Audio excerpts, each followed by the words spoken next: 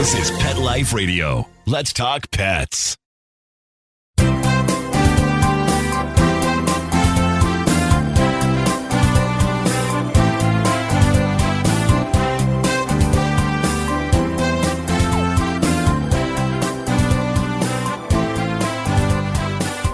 And we're here live on Pet Life Radio. Had to join us a little bit later, and we're talking with Sonia, and her 15-year-old poodle has kidney failure. So also would like to know what the values are, because understand there is kidney disease and there's kidney failure. And I want to know what the specific gravity of the urine, and are the kidneys working at all, and how high the BUN is, blood urine nitrogen, what the status is when we're better hydrated, and mostly creatinine and phosphorus. Creatinine is the value that is the most indicative of the kidney function. BUN can be affected by diet. It can be affected by hydration status at the time of the test. So there are other factors involved. But again, as a 15-year-old dog, it wouldn't surprise me that there is some degree of kidney disease. And whereas once the kidneys start to really fail, then they become anuric. So they go from urinating excessively to not urinating at all. The kidneys are shut down and stop making urine. The BUN and the creatinine fly high. Then it's time to say goodbye. I mean, it's tough. But I said, I've been working with some dogs now, literally, including my sister-in-law's dog. We have we've been keeping this dog going for now almost a year with just fluids, kidney diet. It can be done. Now, Cloud Chaser, has dilute urine, seeing an internist, no Cushing's, blood work normal, drinks excessive amounts of water. Okay, so that the diseases that would cause a very what we call PUPD, excessive drinking, excessive peeing. Well, you already mentioned Cushing's, so that blood work is normal. Diabetes. There are two kinds of diabetes. Understand? There's diabetes mellitus, which is sugar diabetes, and then diabetes insipidus, and that is the diabetes. It's water diabetes, where they just like to drink, and they have to because the kidneys aren't reading the body, and every bit of water that goes in comes out of the urine. So the urine is very dilute. Now, with kidney failure or kidney disease, the urine is isoscenuric. And that means the isoscenuric range is 1.008 to 1.012. We call it 10.8 to 10.12. Animals with diabetes insipidus, they can get it back to 1.002, 1.004. In order for the kidneys to do that, they have to work. So when you have that, if you can get lower, more dilute than 10.8, okay, then obviously the kidneys might be fine. It might be diabetes insipidus, and there's some tests to do that as well. So, but if BUN and creatinine are high, very high, then we're looking at a kidney disease.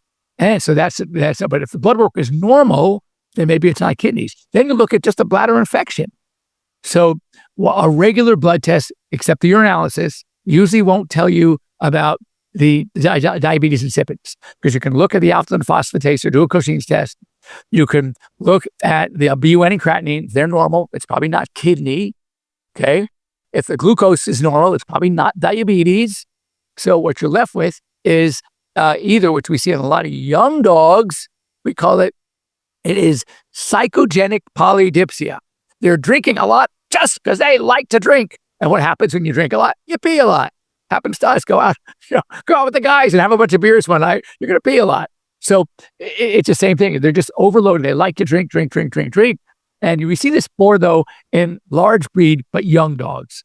So if it's an adult dog and its sugar is normal, BUN and creatinine are normal, right? The Cushing's is negative, alkaline phosphatase is normal. It's probably not psychogenic. I would test for diabetes insipidus next.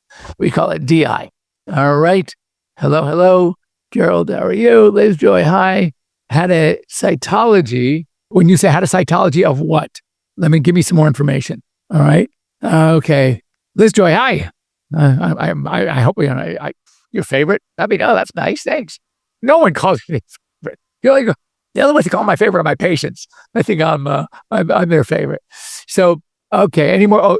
So if we're not going to do that, let's talk about, well, let's talk about Halloween for now. I also want to talk about Well, I'm seeing a lot of cases lately, which is very bizarre, of seizing dogs that are having seizures. It's uncharacteristic. I always see dogs.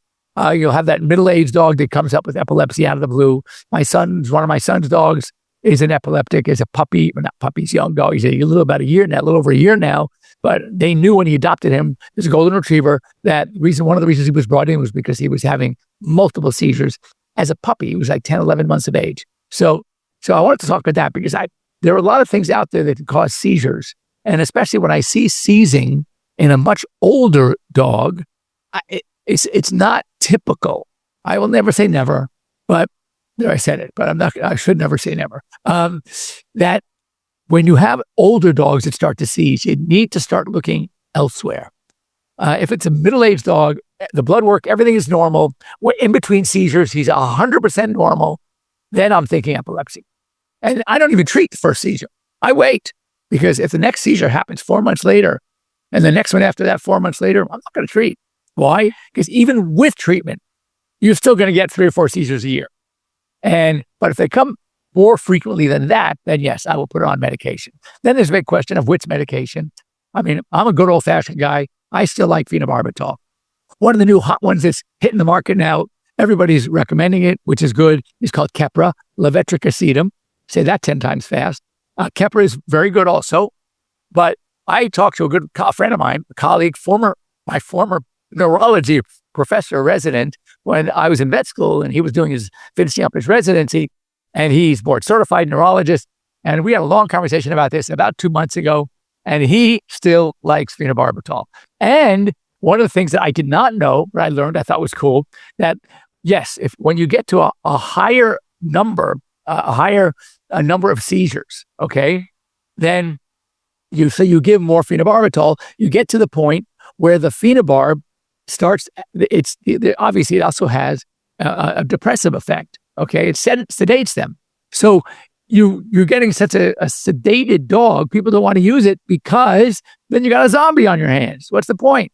So they're going and they're adding Keppra, which is fine. But one thing that I learned, okay, from Dr. Rick is that over time, the dogs seem to get so accustomed to the phenobarb, the high dose, they lose that sedative reaction, and they just get the anti-seizure. So that's good to know. But we have to, whatever we use, you have to monitor. What we talk about Cushing's, and one of the things we look for in Cushing's disease is as a first step is one of the blood tests is called alkaline phosphatase. Well, guess what? Alkaline phosphatase elevates when dogs have Cushing's. Why? Because it goes up when dogs are on steroids. And what does Cushing's do? Cushing's secretes its own steroids in the body. So it's as if we're giving too much steroid. But guess what other drug also elevates the alkaline phosphatase is phenobarbital. So whenever I see an elevated elevated alkaline phosphatase, am I jumping amazing first thing to Cushing's? Not necessarily. I want to get a little history. I want to know what drugs the animal's been on. Okay. And what, with the behavior, what is the urine like? So what does the dog look like? Does it have that classic Cushing's, bloated abdomen, round, thin skin, thin hair? You're right or not? If it doesn't, then it may not be Cushing's. So, if everything else is normal, yes, we test for it anyway to rule it out. But you got to sometimes think out of the box.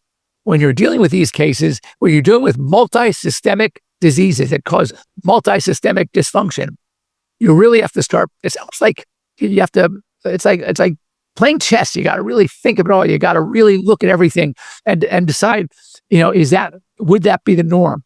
You don't just run and rush in to start testing. You got to really plan it out, get a good history, and do a really, really, really thorough physical and ask all the right questions. So if you have these doctors that you come in for vomiting and all they want to do is start testing, I hate saying this, I'd find another doctor. I was involved in a sting years ago, and I came in and I had no idea what it was being done by investigative reporters. And they called me and asked me if I would take a look at some pets. They wouldn't give me any history, anything. I said, of course. So guy comes in with a French bulldog, and the complaint is vomiting. Okay. I said, well, give me more. First of all, I'm looking at this dog who wouldn't hold still for a second. He can't be that sick. So I started asking questions. When does he vomit? Oh, he vomits oftentimes late night, early morning. Okay, French bulldog, late night. Okay, what comes up? Is it the food he ate for dinner? No. It's usually just yellow bile. Oh, well, now we're talking about something totally different. So we have a happy dog that's eating, that's pooping, can't sit still, right? Running around my exam room. He vomits, yellow bile, late night, early morning. Am I worried about this dog? Not a bit. So I say, this is something very common in Frenchies. And it's a gastric reflux, kind of like our heartburn. And what happens is, since we're vertical and that gastric juice comes up and burns us right here, we call it heartburn. Nothing to do with the heart. But when your patient is horizontal and it keeps coming, what comes up? That yellow bile, stomach juice, whatever.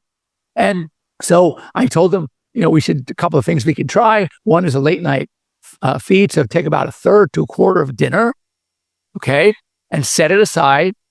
And maybe 10 p.m., give them a half of a Pepcid or Prilosec. And then 10, 15 minutes later, give him that remaining meal. Let's see how he does. He did great.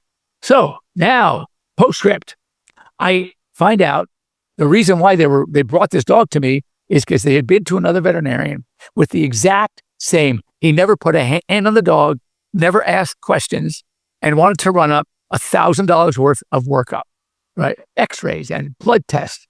It's like, are you kidding? So anyway, no, I'm not going to mention any names, but I'm just telling you, when any veterinarian, any of your docs is so hasty to start running and you don't even see them ask you a ton of questions about the history and how this happened and when it happened and what happens between these episodes, that's very important stuff to know.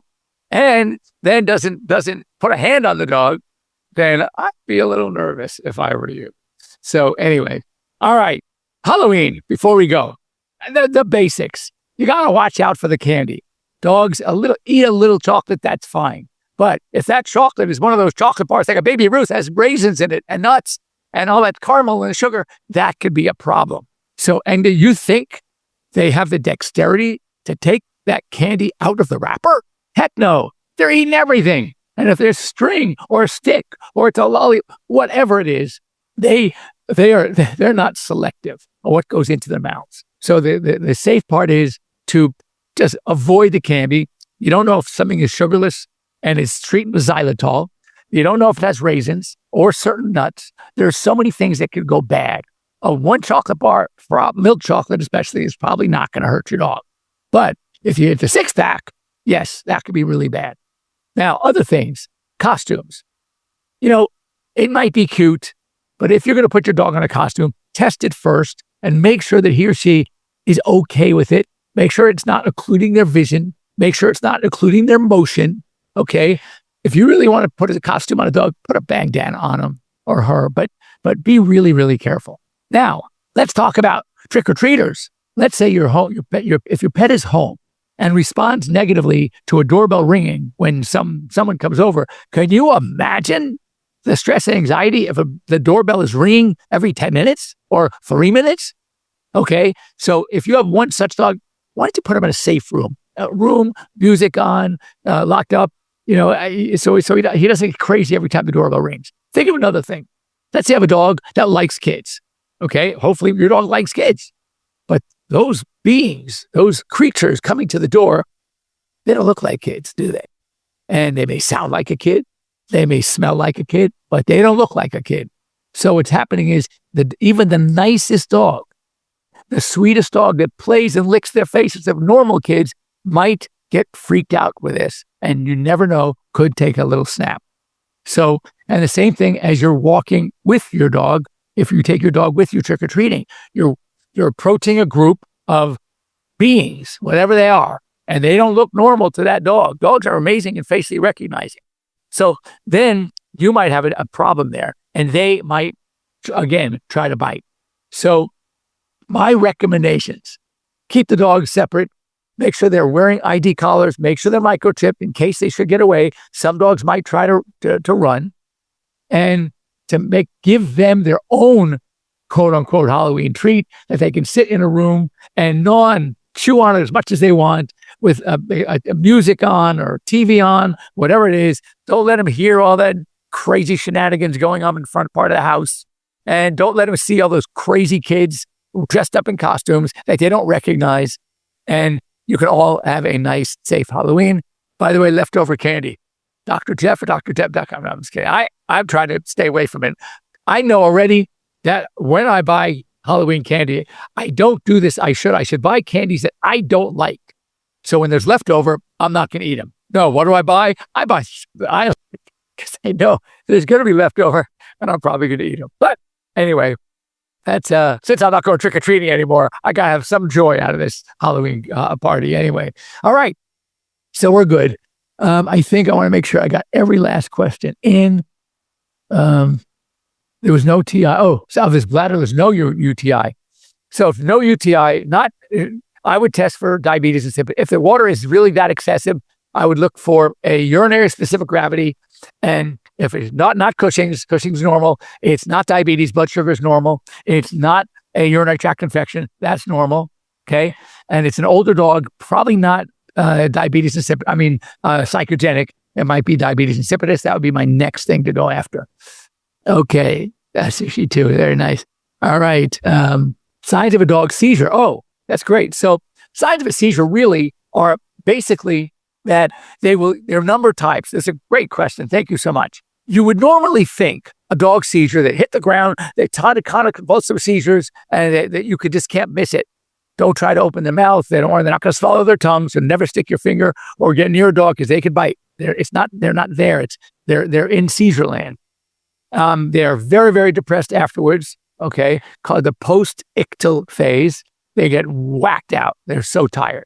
Now, but one thing I'll tell you, I had a case, a little Papillon years ago, and it went through these phases of just like shivering, shaking episodes, little twitching lasted, I don't know, not even a minute.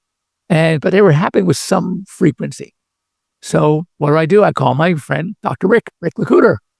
Rick, at the time, he had left Davis. He had finished. He was at Colorado State. So he's now back at Davis. Now he's emeritus, but he's still my go-to guy. So then I called Rick.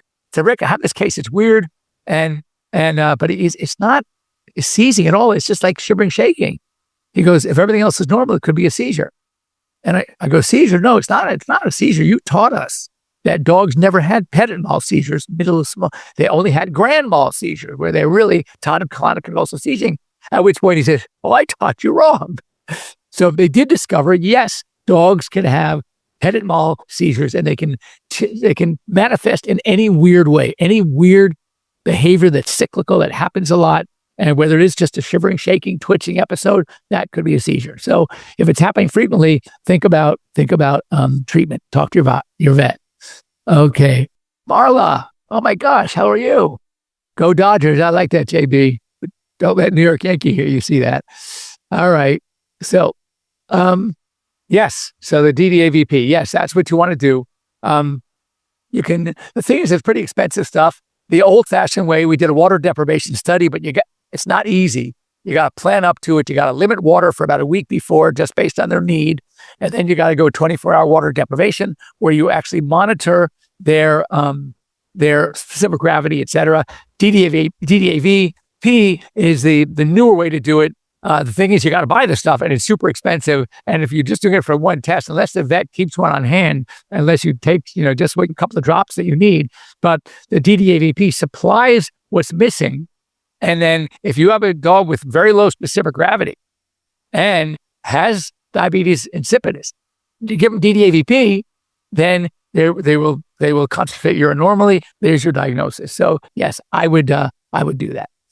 Okay, great. So thanks for joining me. Thanks for letting me run a little over. We had to make up some time for Mark's show. And if you have any questions during the week or any issues, please reach out to me, and I will be happy to answer them if I can. If not, I always say, if I don't have the answer, I will get you the answer. And that's one thing I enjoy doing. So, and so have a really safe Halloween. Seriously, just be careful with the candy, the wrappers and stuff like that, the string. Will your pets dress? I do not dress my pets for Halloween. I do not take them out. I don't trust them. They're difficult enough just walking without Halloween when they see other dogs or certain people. So I'm not, they've created such a pack. There are 5 of them, and they are impenetrable. And actually, I have a 6th here now because my son's out of town, and he didn't leave his Golden with me, but he left his Frenchie with me. So now I have 2 Frenchies and my 4 other dogs. So we have 6 Frenchies, 6 dogs now, but they're going to pick them up today. So, but it wasn't instant. It's when my kids come over with their dogs, it takes a little while for them to sort of, kind of get used to each other. Since my son comes over the most with his dog, with Carlos, fits right in. Carlos is amazing. He's the greatest little Frenchie. So he's great. My oldest daughter can come by with Quinn, and he's great. Lucy is so wild, her other dog, that Quinny works great. Quinny is fine. So I do not take my dogs out. And I'm not a huge fan. I don't know. Even I never did. I always had dogs. And when I was a kid, we used to go trick-or-treating. And my cavities can prove it. But we never took dogs with us. All right. Okay. So I think we are good. I want to make sure I got to Hershey and Reese's are good. They sure are. My favorite though really is Snickers. Snickers and peanut M&Ms. I really like. No, I like Mounds too, and Almond Joy. I love that chocolate coconut combo. Did I make sure? I just want to make sure I got all your questions, everybody. Good. All right. I think we're good. I don't want to bore you. I'm just gonna make sure I acknowledged everybody who came to join me. All right. So, hope you all have a great week. Have a fun, safe Halloween coming up this Thursday. And I will see you here next week. Same bat time, same bat channel here on Pet Life Radio and Instagram Live. And thank you so much for joining me. And we'll see you next week. Bye-bye. Let's Talk Pets every week on demand, only on PetLifeRadio.com.